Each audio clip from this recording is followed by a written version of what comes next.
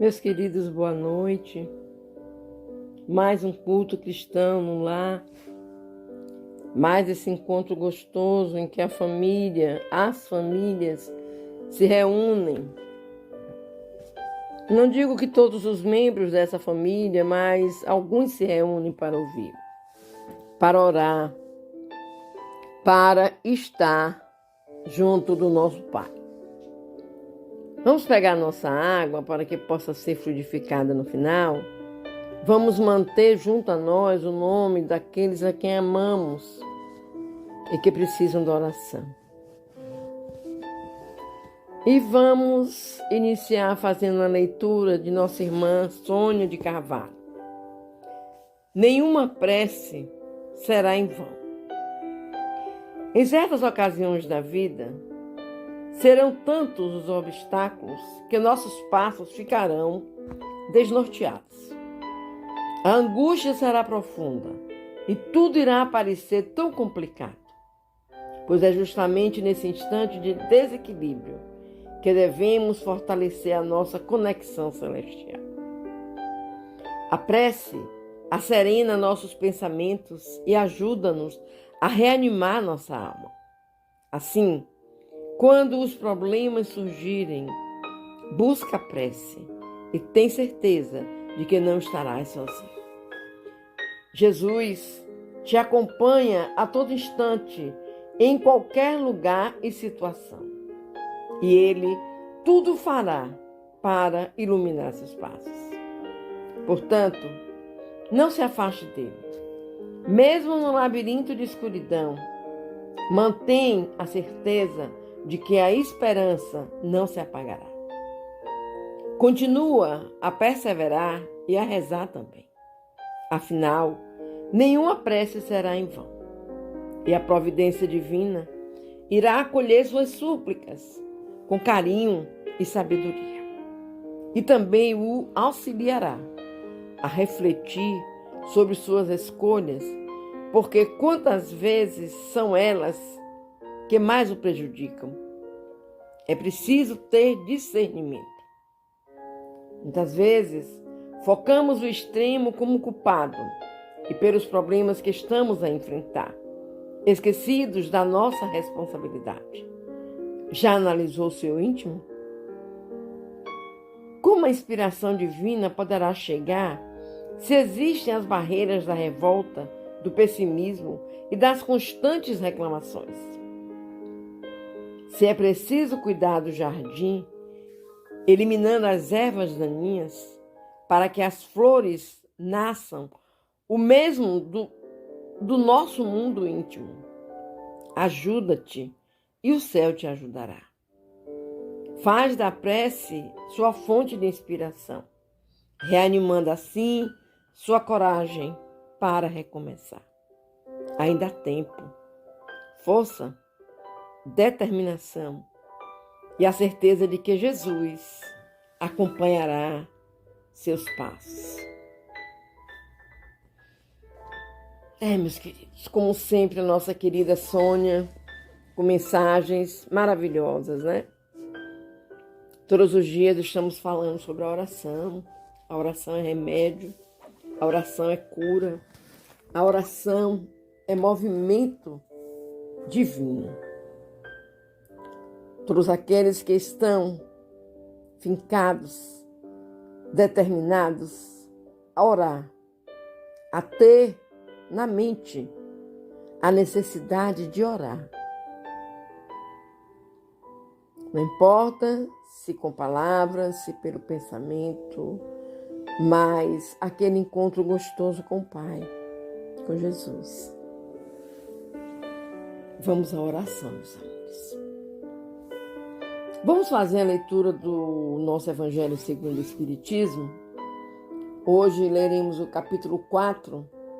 O título do capítulo é Ninguém poderá ver o reino de Deus se não nascer de novo. Iremos ler o item 24 e o item 25. São instruções dos Espíritos. Limites da encarnação. Quais os limites da encarnação? A bem dizer, a encarnação cresce de limites precisamente traçados, se tivermos em vista apenas o envoltório que constitui o corpo do espírito. Dado a materialidade desse envoltório, diminui a proporção que o espírito se purifica. Em certos mundos mais adiantados do que a Terra, já ele é menos compacto, menos pesado, menos grosseiro e, por conseguinte, menos sujeitos a vicissitudes. Em grau mais elevado, é diáfano e quase fluídico. Vai desmaterializando-se de grau em grau e acaba por se confundir com o perispírito. Conforme o mundo em que é levado a viver, o espírito reveste um invólucro apropriado à natureza desse mundo. O próprio perispírito passa por transformações sucessivas, torna-se cada vez mais etéreo, até a depuração completa, que é a condição dos puros espíritos. Se mundos especiais são destinados a espíritos de grande adiantamento, esses últimos não lhe ficam presos, como nos mundos inferiores. O estado de despreendimento em que se encontram lhes permite ir a toda parte, onde os chamam as missões que lhe estejam confiadas. Se se considerar do ponto de vista material a encarnação, tal como se verifica na Terra, poder-se-á dizer que ela se limita nos mundos inferiores. Depende, portanto, de o espírito libertar-se dela mais ou menos rapidamente, trabalhando pela sua purificação. Deve também considerar-se que no estado de desencarnado, isto é, no intervalo das existências corporais, a situação do espírito guarda relação com a natureza do mundo a que o liga o grau de seu adiantamento. Assim, na erraticidade, é ele mais ou menos ditoso, livre e esclarecido, conforme está mais ou menos desmaterializado. São Luís, Paris, 1859. Vamos ler o item 25. Necessidade da encarnação. É um castigo a encarnação e somente os espíritos culpados estão sujeitos a sofrê-la?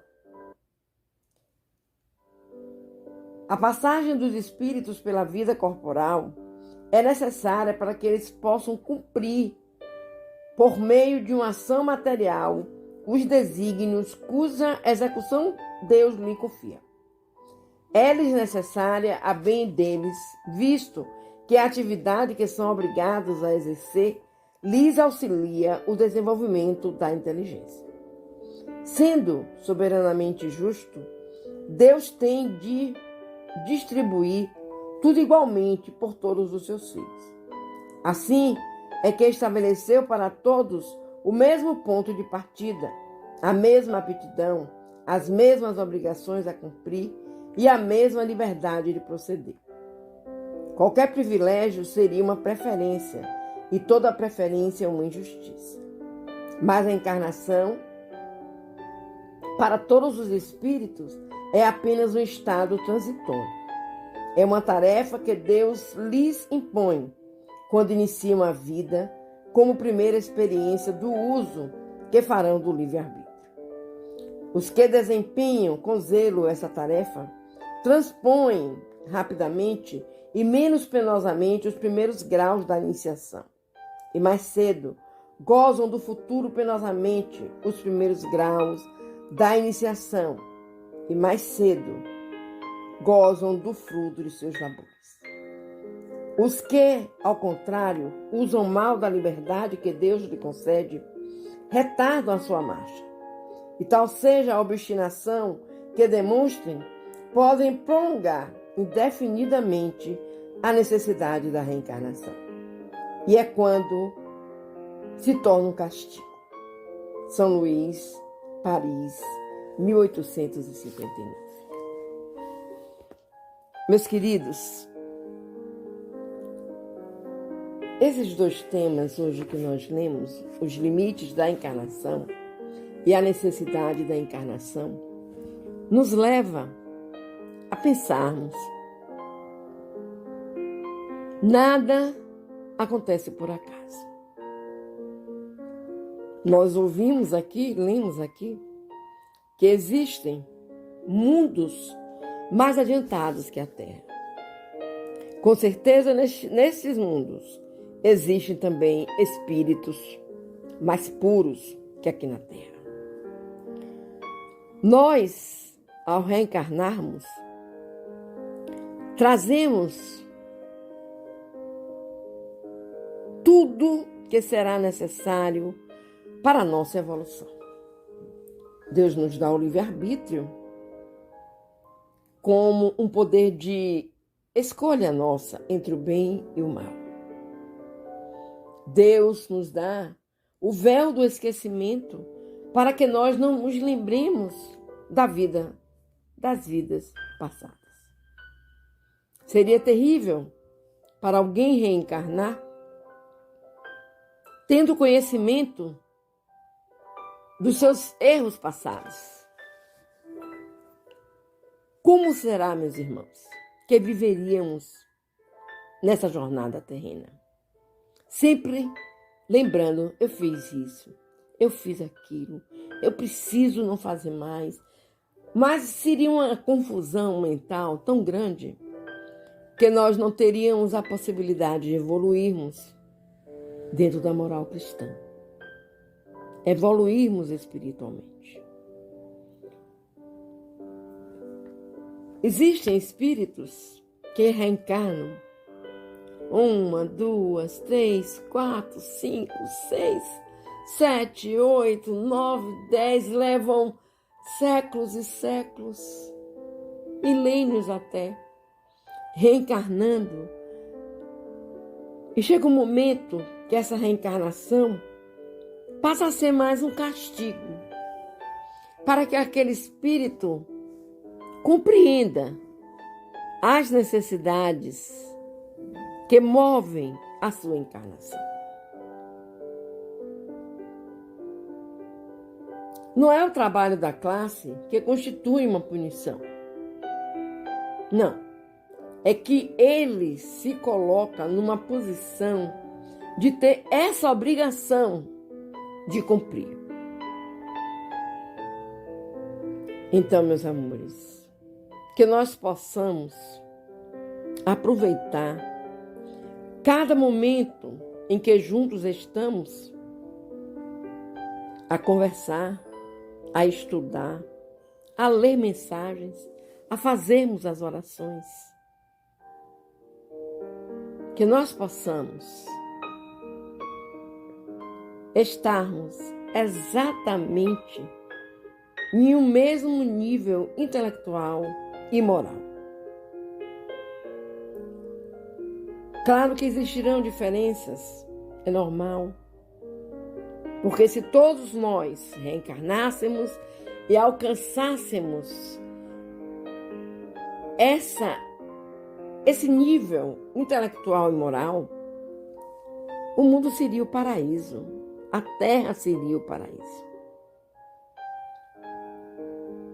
Mas, infelizmente, existem espíritos que erram, reencarnam. Em vez de resolver aquele erro, erram mais ainda. Reencarnam e vão só aumentando seus erros, seus compromissos com o nosso Pai. E aí, meus irmãos, as encarnações são necessárias. São necessárias porque nós precisamos ter utilidade em nossa reencarnação. Deus é soberano e sábio. Ele nada faz de inútil. E quando Ele permite que encarnemos no mesmo globo, Ele quer que aqueles espíritos, pondo-se novamente em contato, tivessem a possibilidade, a condição de resolver seus danos.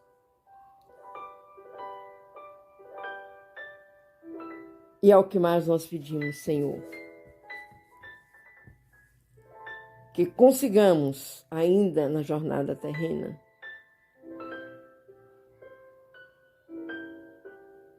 estabelecer uma base espiritual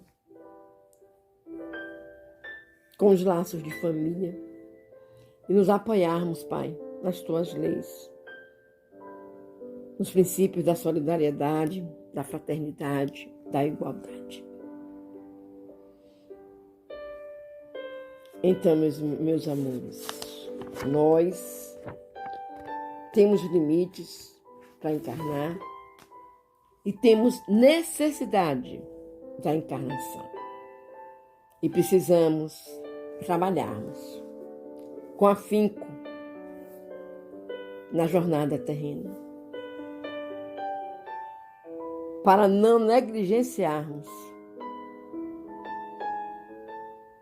o trabalho a que viemos através da reencarnação, da encarnação, resolver. Que Deus nos abençoe e que nós possamos cada dia mais estarmos unidos em oração, libertando o nosso espírito de todas as angústias, de todas as dores, do castigo, porque Deus é um Pai de amor, mas também é um Pai de justiça.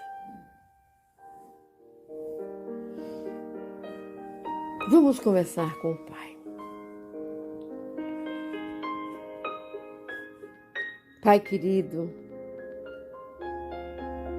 gratidão pela encarnação, pela reencarnação. Gratidão pela vida que nos dá e nos dá em abundância.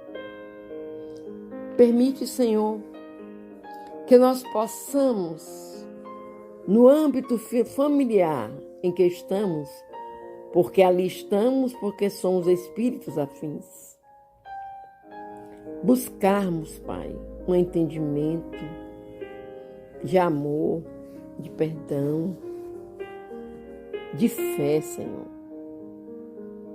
Tende misericórdia, Pai, dos teus filhos que aqui estão. E tu sabes, muitos se comprometendo.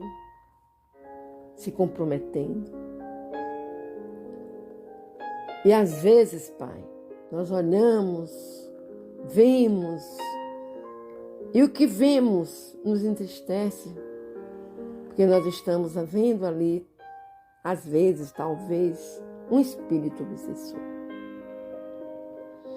que volta, não encarnado, mas como espírito, a cobrar, a julgar, a se achar no direito de ser dono. E nós não somos donos de nada, Pai. Nós simplesmente somos filhos do dono, do nosso Criador, do nosso Deus amado. Abençoa, Pai querido, cada irmão que sofre por qualquer problema que seja, Pai. Que esses irmãos encontrem a paz através da oração, através do amor, através do perdão, através da caridade. Oh, meu Deus, que eles consigam entender o sacrifício do teu Filho Jesus, que por nós se doou, se sacrificou e morreu numa cruz. Tende misericórdia de nós, Pai. Tende misericórdia de nós, Pai. Que nós possamos, Senhor, estar conscientes da nossa necessidade de evoluirmos, de colocar em prática, Pai, tudo aquilo que Jesus nos doou. Que possamos ter em nossas consciências as leis naturais. Que nós possamos ter em nossas consciências a lei de amor, que une todos os irmãos.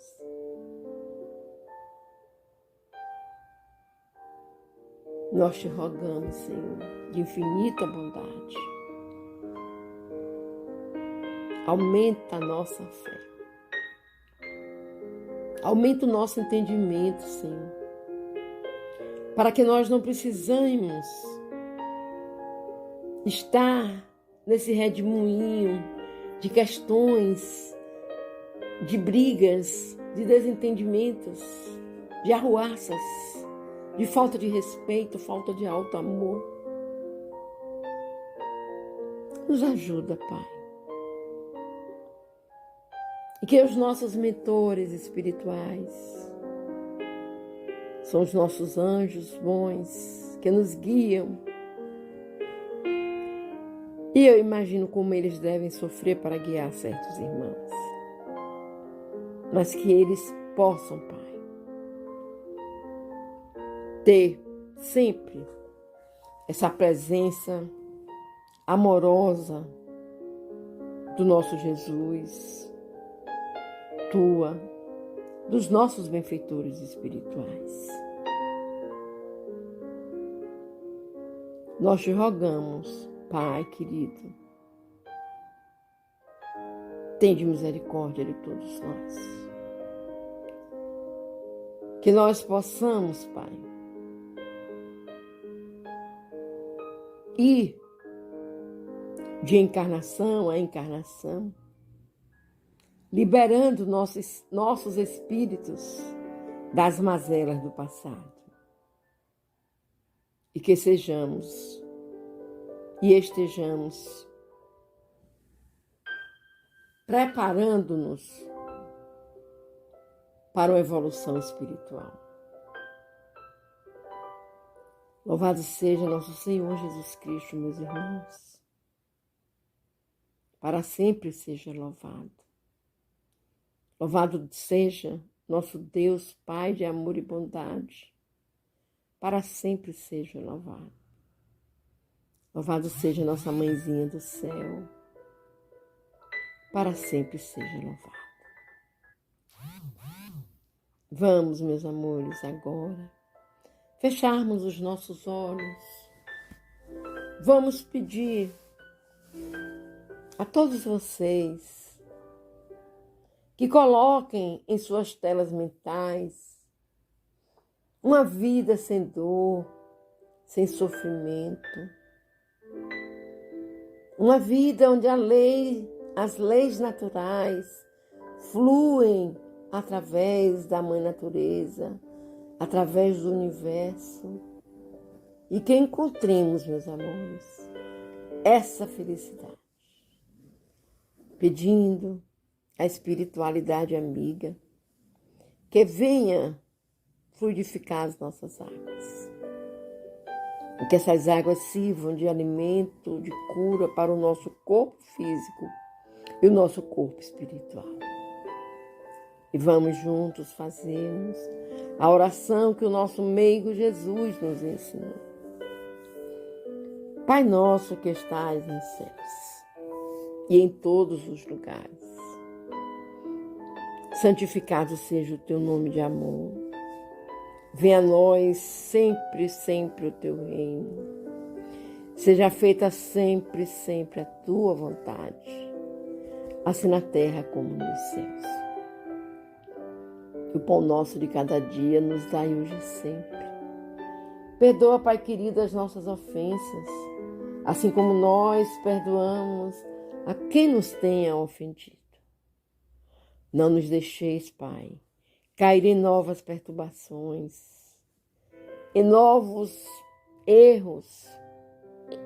Afastai de nós o orgulho e o egoísmo.